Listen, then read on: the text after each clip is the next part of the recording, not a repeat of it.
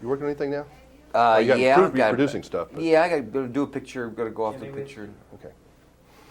Let's cut right to the chase, Mr. Douglas. Will you be running with Colin Powell as his vice president?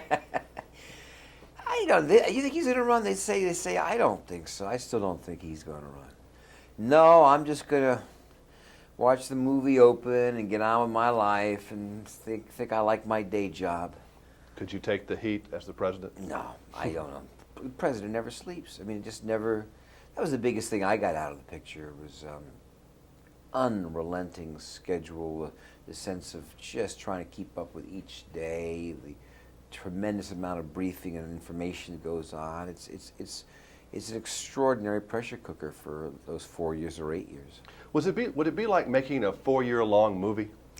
Yeah, that's exactly what I was thinking about. It's because, and even more so because I get to take off the clothes at the end of the day. This keeps going, but like a 4-year-long producing and acting movie. Yeah, exactly. We just the closest thing I had was when I was doing Streets of San Francisco, which we would do for 8.5 months straight, six days a week.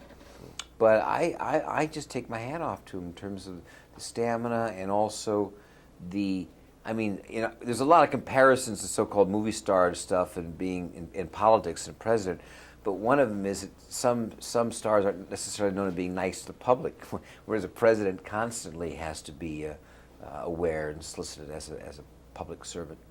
I mean, these guys have to be almost like athletes. I mean, I would get tired myself. I need a nap sometime if I'm going to do a 14 or 20-hour day.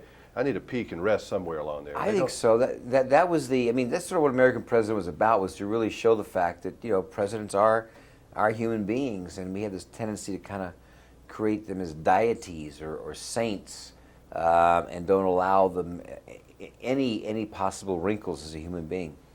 Do you think the press in this country, or at least elements of the press, and the press is like saying all actors? We know what that's like. Is it a little out of control? Maybe a lot out of control?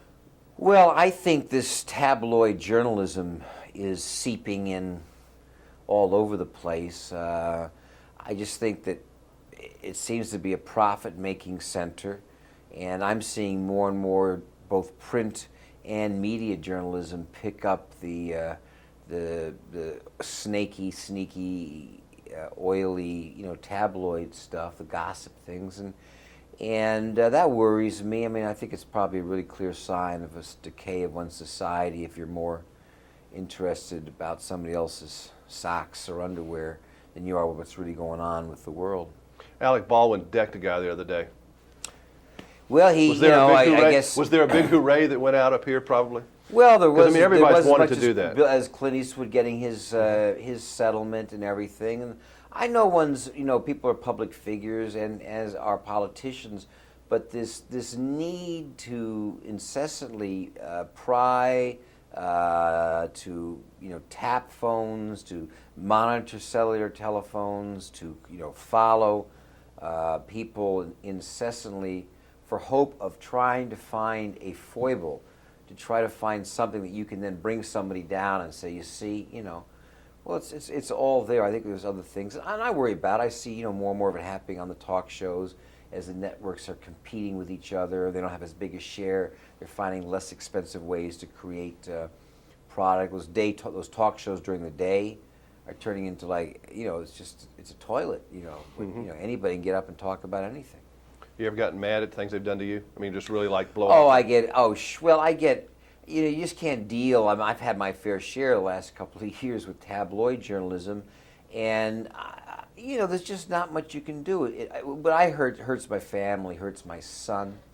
He really has to answer to that, kind of stuff. And that's just like the president in this movie. I mean, yeah. It affects the little girl there and the parents of the woman they're talking about. That's right, the victims of the and so taking all those shots, I accept a certain amount of it goes with the territory, but you never like to, see all the stuff, and then most all of it's not true either, and you just shake your head and it's presented as fact, and you just can't get into the debate. So I was just happy for Clint Eastwood winning his judgment recently too.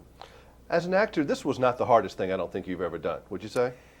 Pretty close. Really? Pretty close. Because it looks so like You know, the hardest It- thing is just keep the believability up, you know, that I'm playing this guy and it's a little stiff and needs to be sometimes, and then I need to let another side. Well, because it's probably the most, positive character I've played in a long time, and unfortunately, villains or dramas like easier to do, and the clarity of this character, the maturity of this guy as president is more than I've played. Not to mention some great dialogue, but a lot of it. And as a president, you can't say and you know what I mean, and put your hands in your pockets. So it took a little while to get the rhythm and the banter. What made it easy was how good the writing was. Rob was so good, and the entire cast.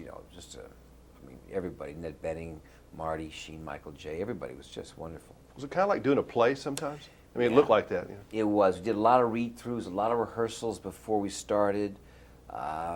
Once again, I got slightly fooled by the final speech because, as an Oliver Stone's picture in Wall Street, I said, "Well, they're gonna cut this down. I mean, there's no way they're gonna have me talking this long." And I really admire him, Rob, for that, just to kind of keep it going. But it was. We rehearsed a lot together and had a real kind of ensemble feeling. And you were with good people, and it kind of found a rhythm of its own, and I think the picture's got a really nice pace to it. It's neat to see a movie that when you watch, say, wow, that's kind of like watching a classic. Yeah, that's nice to hear. I mean, I really proud of the movie. I mean, I think thought, it's man, kind they of- hit a home run on this one. I mean, it's a grand Yeah. slam, knock it out of the park.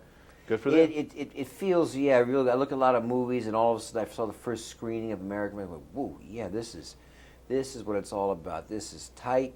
It's right there. No tricks, no nothing. Just good writing, good directing. Actors standing up, saying their lines. Has a lot of heart, and we're just we're really enjoying, savoring the response that we're getting. I bet the old man's going to like this movie. I have a feeling. He liked it. Good. Nice seeing you Good again. seeing you again. All right. All the best.